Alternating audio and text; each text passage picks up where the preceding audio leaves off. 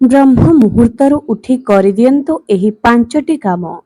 ଜୀବନରେ କେବେ ବି ଗରିବୀ ସମସ୍ୟା ଆପଣଙ୍କ ଘରକୁ ଆସିବ ନାହିଁ।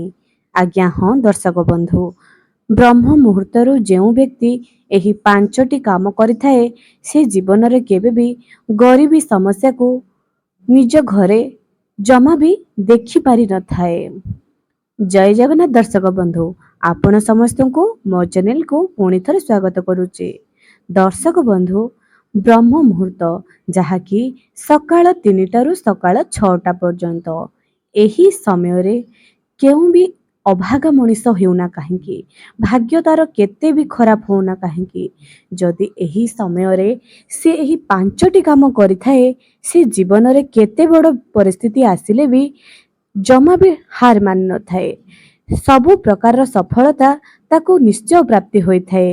ଏବେ ଆପଣମାନଙ୍କୁ କହିବି ଯେ ବ୍ରହ୍ମ ମୁହୂର୍ତ୍ତରୁ ଗୋଟିଏ ବ୍ୟକ୍ତି ଉଠି କେଉଁ 5ଟି କାମ କରିବା ଦ୍ୱାରା ତାର ଭାଗ୍ୟରେ ପରିବର୍ତ୍ତନ ଆସିଥାଏ। ଜାଣିବା ଆଗରୁ ଚ୍ୟାନେଲକୁ ସବସ୍କ୍ରାଇବ କରି ପାଖରେ ଥିବା ବେଲ୍ ଆଇକନକୁ ନିଶ୍ଚୟ ପ୍ରେସ୍ କରନ୍ତୁ। ଯଦି ଆପଣମାନେ ବି ଏହି ଭିଡ଼ିଓକୁ ଶେଷ ପର୍ଯ୍ୟନ୍ତ ଦେଖୁଛନ୍ତି ବହୁ ମାତ୍ରାରେ ସେୟାର କରନ୍ତୁ। ଭିଡ଼ିଓରେ ଯାହା ଆଜି କୁହାଯିବ ନିଶ୍ଚୟ ଥରେ ନିଜ ଜୀବନରେ କରି ଦେଖନ୍ତୁ। ଦେଖିବେ କେତେ ଯେ ଉନ୍ନତି ଆପଣଙ୍କ ଜୀବନରେ ହେବ ତାହା ଆପଣମାନେ ଜମା ବି ବିଶ୍ୱାସ କରିପାରିବେ ନାହିଁ।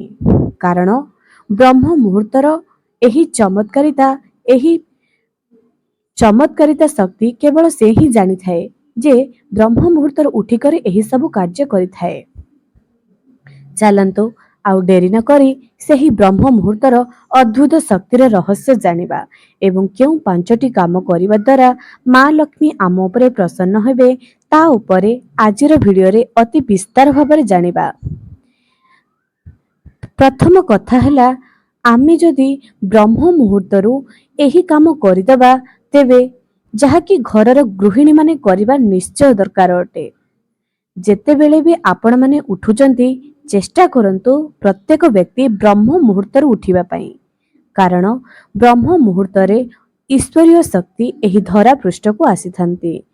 ପୌରାଣିକ ମାନ୍ୟତା ଅନୁସାରେ ମା ଲକ୍ଷ୍ମୀ ପ୍ରତ୍ୟେକଙ୍କ ଘରକୁ ଏବଂ ପ୍ରତ୍ୟେକ ଦେବୀ ଦେବତା ସକାଳ ସମୟରେ ବ୍ରହ୍ମ ମୁହୂର୍ତ୍ତ ସମୟରେ ଯିବା ଆସିବା କରିଥାନ୍ତି।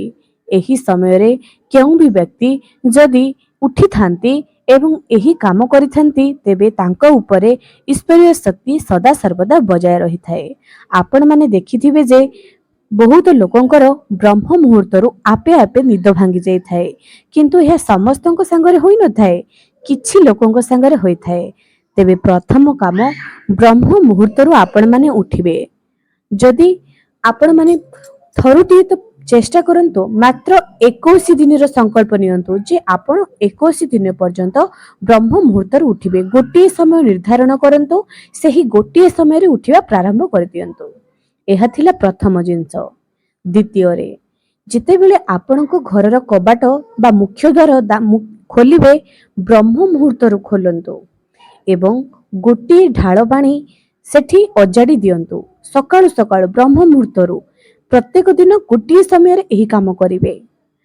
ବ୍ରହ୍ମ ମୁହୂର୍ତ୍ତରୁ ଆଖି ଯେତେବେଳେ ଆପଣ ନିଦ୍ରାରୁ ଉଠିବେ ପ୍ରଥମେ ନିଜର 2 ହାତକୁ ଦେଖିବେ, ନିଜର ଇଷ୍ଟଦେବଙ୍କୁ ସ୍ମରଣ କରିବେ ଏବଂ ଗୋଟିଏ ଢାଳ ପାଣି ନେଇ ନିଜର ମୁଖ୍ୟ ଦ୍ୱାରକୁ କବାଟ ଖୋଲି ସେଥିରେ ଢାଳି ଦେବେ ଏବଂ ଭଲ ଭାବରେ ତାହାକୁ ସଫା କରିଦେବେ।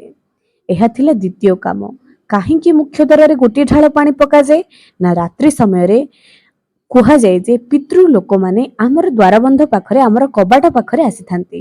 ଯେତେବେଳେ ଆମେ ସେହି ପାଣି ପକାଇ ଦିଏ ତାହା କ'ଣ ହୋଇଥାଏ ନା ତାଙ୍କୁ ପ୍ରାପ୍ତ ହୋଇଥାଏ ଏବଂ ସେ ଖୁସି ଖୁସି ସେଠି ଚାଲିଯାଆନ୍ତି। ଏବଂ ଦ୍ୱିତୀୟରେ କେତେ ଯେ ନକାରାତ୍ମକ ଶକ୍ତି ଆସେ ଆମର ମୁଖ୍ୟ ଦ୍ୱାର ପାଖରେ ରାତ୍ରି ସାରା ରହିଥିବେ, ଯେତେବେଳେ ଆମେ ସକାଳ ସମୟରେ କବାଟ ଖୋଲିବା ଏବଂ ଗୋଟିଏ ଢାଳ ପାଣି ସେଠି ଅଜାଡ଼ି ଦେବା ସେ ସବୁ ଚାଲିଯାଆନ୍ତି। ନକାରାତ୍ମକ ଶକ୍ତିକୁ ଦୂରକୁ ଠେଲିବାକୁ ହେଲେ ବ୍ରହ୍ମ ମୁହୂର୍ତ୍ତରୁ ଆପଣଙ୍କୁ ଗୋଟିଏ ଢାଳ ପାଣି ନିଶ୍ଚୟ ପକାଇବା ପାଇଁ ପଡ଼ିବ। ତେଣୁ ଏହି କାମ ଆପଣମାନେ ନିଶ୍ଚୟ କରନ୍ତୁ।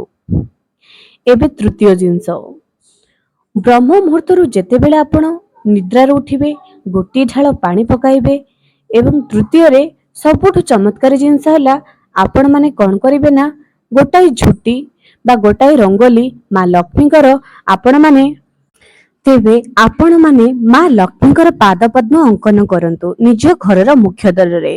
ମୁଖ୍ୟ ଦ୍ୱାର ସକାଳୁ ସଫା କରୁ କରୁ ତୁରନ୍ତ ଆପଣଙ୍କୁ ଏହି କାମ କରିବାର ଅଛି।